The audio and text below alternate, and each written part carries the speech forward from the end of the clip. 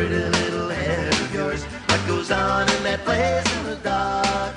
Well, I used to know a girl and Hello, good evening. Hope everyone's okay. This will be the first proper talking head anecdote, and I've always said throughout my entire life, despite people have said, when are you going to write the memoir? I'm not going to write the memoir. The trouble with memoirs is that you would, I think, probably have to tell close to the truth, and there would be an awful lot of bad stuff as well as good stuff, and I don't ever propose to do that.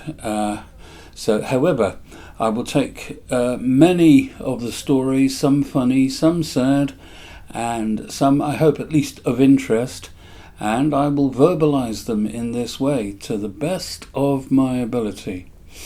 So about 10 years ago, and I don't know where it came from, in that sort of slightly sad thing of, which didn't come from me, listing the people you have worked with over the years. And just like everyone else, I have a few. After all, I'm of a certain age now. Elvis Costello came up, and the implication was that I had, in inverted commas, actually worked with him. This is, as I said at the time, not true. However, there was an interaction, and it's worth anecdoting, if indeed that's a term or a word. So I will anecdote it, and it is simple as this. It was 1988, and I have checked my facts. The Albion Dance band, as opposed to the Albion band, slightly different lineup, were booked to play the Shetland Folk Festival, of all things. So there's a bit of a turnout for the books. Basically, an electric, slightly on the heavy side English country dance band being booked to play the very Celtic Shetland Folk Festival. We accepted and ended up on the ferry to Shetland. I'd already been to Shetland previously at least twice, always loved the festival and knew the people who ran it very well, especially Malcolm, who was a local sort of political dignitary. Lerwick didn't actually have a mayor, but he was the sort of mayoral equivalent, and he was also one of the organisers of the festival. Especially nice man. They're all a lovely bunch, and of course everyone knows that there's great musicians that come from Shetland, and it has this tremendous tradition. Anyway, so we bowled up with a few of the acts on the ferry, and arrived to check in at the Civic Hall. I can't remember what it's called now. The Leisure Centre, I think it's probably called, is the main hall and the hub of events. There was a thriving cafe and already sessions going on. Gary from Homebrew, who still to this day lives on Shetland, still one of the finest tenor, banjo and mandolin players I've ever encountered in my life. And their first person on a trip over was Simon Nicol, Fairport Simon Nicol, lifelong buddy, and so on. And he was there on his own. Very rare that Simon does gigs on his own, but there he was. And he was sitting there with this elderly gentleman playing an old jazz F-hole guitar. It turned out to be the famous Willie Johnson, Shetland's only jazzy dance band style guitarist, who literally influenced the entire genre and put the swing into Shetland traditional music. And I must have sat there for half an hour listening to those two play and thinking, gosh, what a privilege. Wow. So, lovely old chap as well. Very, very nice indeed. Anyway, so the way the Shetland Festival works is 3 or 4 acts are grouped together and then sent off for 4 or 5 days, going to various village halls around the islands in rotation, basically. So one night one group of people turn up, and the following night another group of people turn up, and so on and so forth, and you rotate around, and then you eventually end up back at the Leisure Centre for the major concerts and sort of activities. Brilliant. Okay, and so we kind of got to the spot where we were gathering, and so we discovered French-Canadian fiddle players Pierre Laport and Giles Losier, and Kevin Dempsey was playing guitar with them. And yes, Elvis Costello. What? So apparently Elvis, this seems to be in dispute. I don't know the answer to this question, but he was there with Caitlin O'Riordan, who's the bass player of the Pogues, and supposedly they'd been married and they'd come to Shetland a while before for a quiet honeymoon, where they'd met everyone, obviously inevitably gone to a few pubs and gone to the sessions and stuff, which is a very regular occurrence on Shetland, and had met Malcolm and so on. And Elvis had said at the time, well, when the festival's next on, I will come, please don't advertise me, but I'd like to come back and actually just be one of the acts. Right, okay. So obviously they accepted that. And so, so we had the Albion Dance Band, Elvis Costello, and Giles and Pierre. So we were the team that sort of set off together, basically, which was obviously lots and lots of fun. And the actual reasoning for this was because Elvis was writing the Spike album, which came out the following year, so he was previewing the songs, honing them. I'd only ever seen him once before with the Attractions, and my memory is faulty, but I believe it to have been the Roundhouse in London. Those were the days. Of course, it had been a fantastic show, brilliant songs, everything about it absolutely marvellous. But I did sort of, part of me wondered, how does Elvis Costello deliver his songs with just him and an acoustic guitar? However, it has to be said every single night, and it's an object lesson in charisma and performance ability, because we played quite short sets, and then the Albions, everyone played the same length sets, and then the Albions played for dancing pretty much, at the end of it. So maybe, Giles and Pierre were doing 5 or 6 sets of tunes, and Elvis was doing 5 or 6 songs, and so on. So short, sharp sets, and you wouldn't think that the target audience, say for a whole set of very wordy and very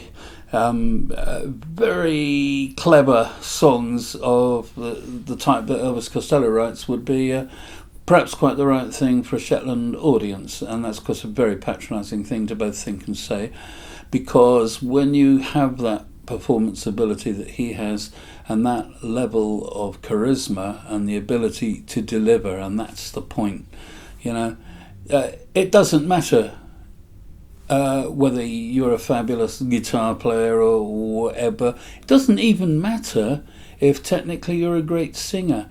Overall, it's the complete delivery that matters. It's always mattered, and it's always will be the thing that gets people through. People say time and time again, oh, Dylan doesn't play the guitar very well, and so on. Well, no, he doesn't actually play the guitar particularly well, but it's the entire delivery that's the point, and his method of getting it across. Same with Elvis Costello. Every single night, he 4 or 5 shows before you go back to Lerwick to do the big shows, just astonishing, stunning, riveting performances that had all of these village halls absolutely hushed, and it's the ability to deliver a song. So you had songs like Veronica, you had songs like Let Him Dangle was one that sticks in my mind. It was astounding, absolutely astounding. So he was concentrating on doing that. Never at any point was there any actual musical interaction. He wasn't looking for people to play with him or to musically interact. He was there to work on these songs and deliver them. And that is exactly what he did. And he was there with Caitlin O'Riordan, and I can't remember his roadie's name. That's terrible, isn't it? I can't remember his roadie's name there, but he had someone, looking after the guitars and doing that. Nice chap. No doubt he'll come back to me on social media if he ever sees this and say, it was me, whatever my name is, and so on and so forth. He was a lovely chap. Elvis was not unfriendly. We were all, at the end of the day, sharing the same room, dressing room, inverted commas. But at the end of the day, he was there to do the thing he'd set out to do. So he was reserved, I think, is the term that I would use. So anyway, we all got on fine. We were just astonished and very grateful to be involved in such a thing.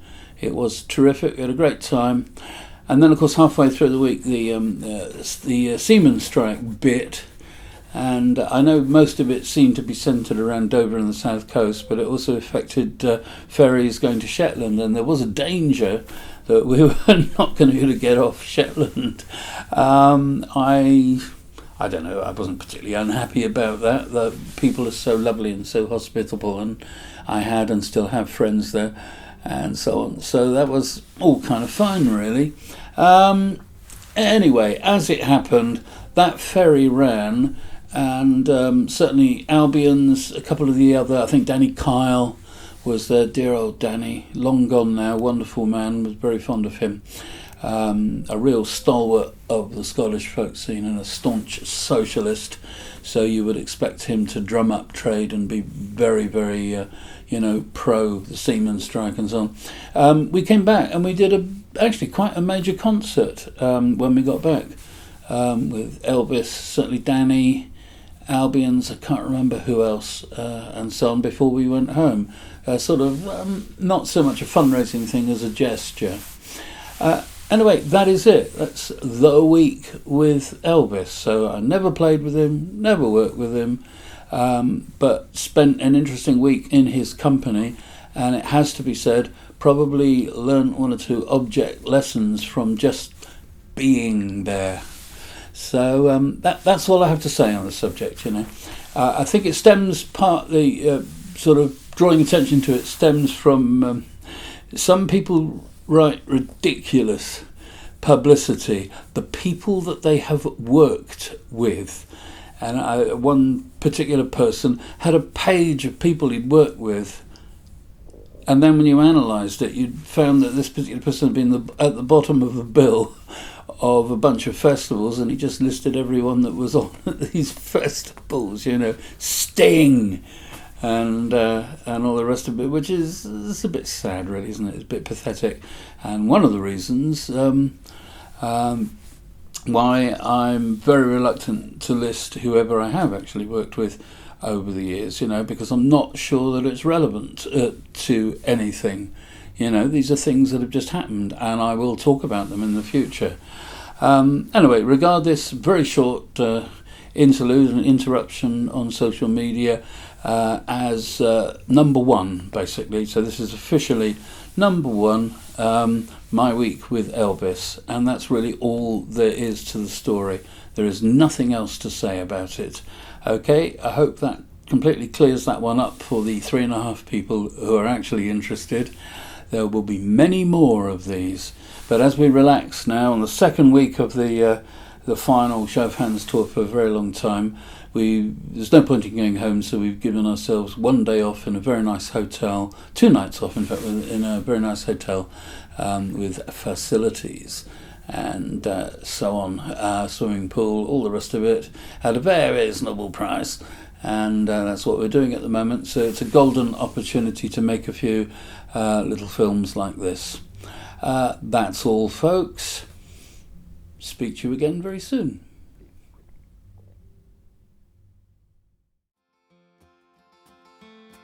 I caught her out this morning singing something from the movie King Creole. There's nothing strange in that, you'd say, just a piece of classic 50s rock and roll. But I ain't slept at all since she came home with Live in Memphis, Volume 2. And last night we made love to a burning hunk of love and stuck on you.